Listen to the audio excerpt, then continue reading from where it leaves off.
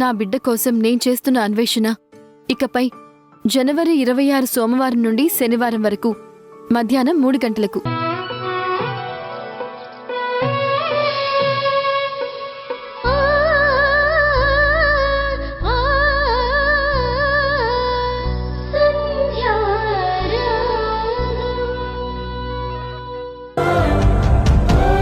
వింధ్య జ్ఞాపకాల ఇంట్లో కనపడ్డా నేననే వాణ్ణి నీకు మిగలను.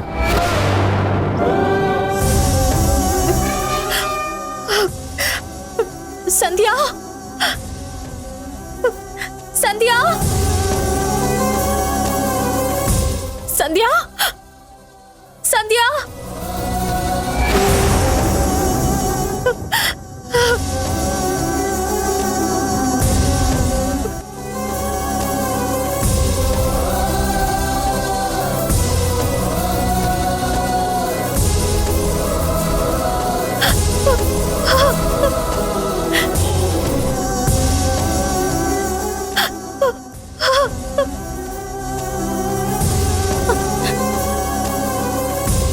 వింధ్య, ఏమైంది?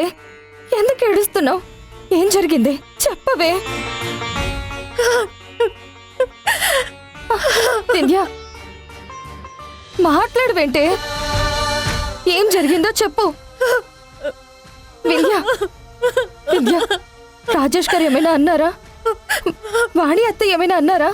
ఏం జరిగిందో మాట్లాడవే.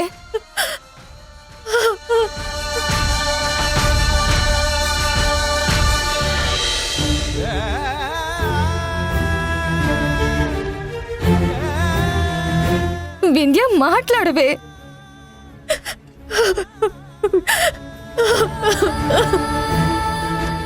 ఏం మాట్లాడవేంటి? నాకు భయం వేస్తుంది వింధ్య. ఏదో ఒకటి మాట్లాడు వింధ్య. నన్ను క్షమించు సంధ్య.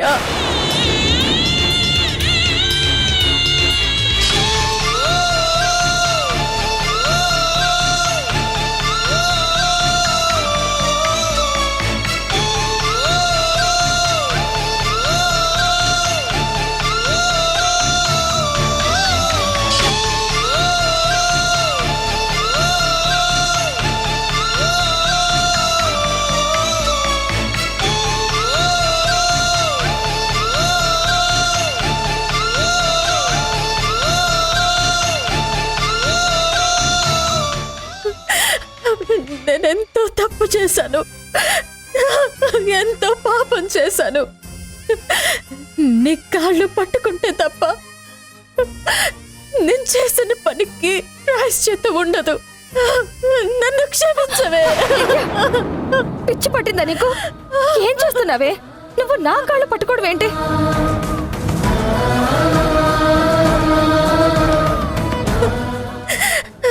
తప్పైపోయింది. నేను మోసపోయాను. మౌనిక ఎంత అన్యాయం చేసిందో నేను ఇప్పుడు తెలుసుకున్నాను. నా కాపురంలో చిచ్చు పెట్టింది నువ్వు కాదు, ఆ మౌనిక.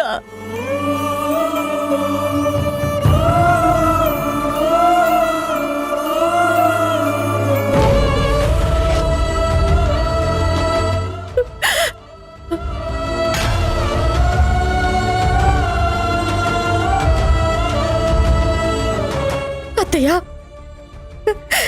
నేను చాలా పెద్ద తప్పు చేశాను. అనవసరంగా నా ఫ్రెండ్ని దూరం చేసుకున్నాను.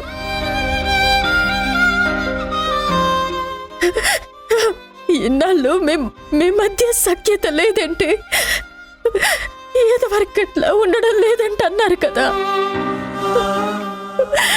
నిజమే, నేను పిచ్చిదానిలాగా ప్రవర్తించాను. ఆ రోజు షాప్ ఓపెనింగ్ కి మీరు నన్ను పిలవడానికి మా ఇంటికి వచ్చినప్పుడు కూడా నేను కావాలనే చిల్లర డబ్బులు కింద వేసి మిమ్మల్ని చాలా అవమానించాను.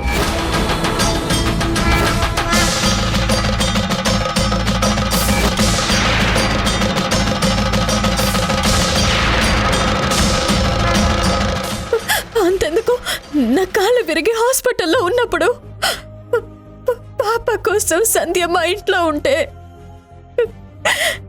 నేను తన్ని అపార్థం చేసుకుని దాన్ని జుట్టు పట్టుకుని వర్షంలో బయటకు గెంటేశాను. ఆ రోజు సంధ్య వర్షంలో వచ్చింది.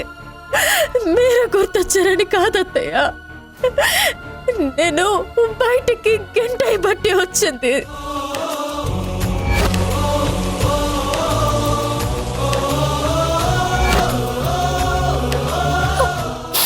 వింధ్య, ఇవన్నీ ఇప్పుడు ఎందుకే?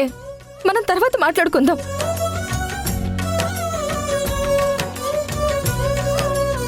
అత్తయ్యకేం చెప్పొద్దు, అత్తయ్యకేం తెలీదు.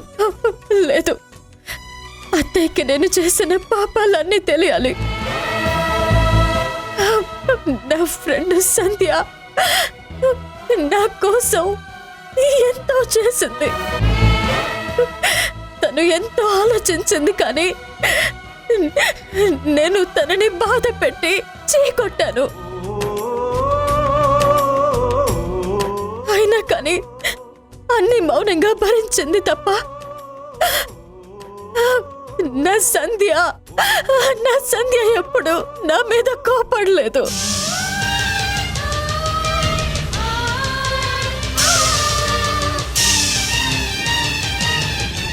అత్తయ్య,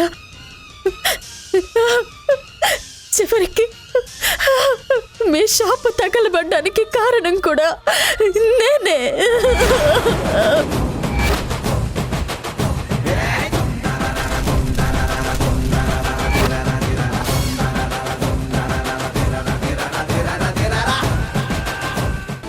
ఆ పని నేను దగ్గరుండి చేశానత్తయ్య.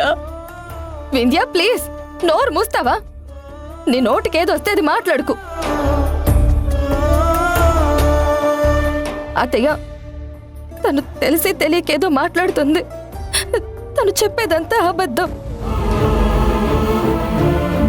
మా మధ్య ఏదో చిన్న మిస్అండర్స్టాండింగ్ వచ్చింది తప్ప తను ఏ షాపు తగలబెట్టలేదు. నన్నెప్పుడు బయటకు పంపించలేదు. తను చెప్పేదంతా అబద్ధం.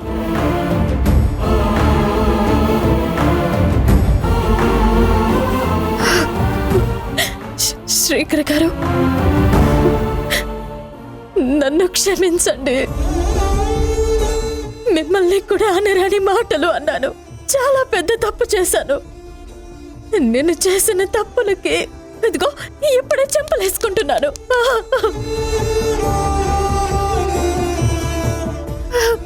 నన్ను క్షమించండి శ్రీకర్ గారు.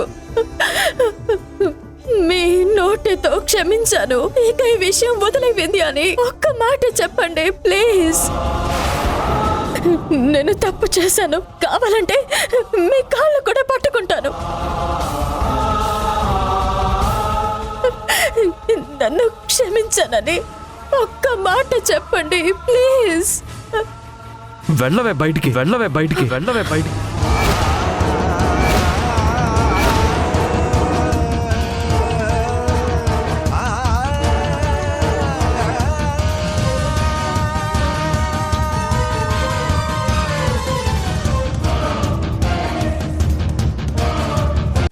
ఈటీవీ ప్రేక్షకులకి నమస్కారం.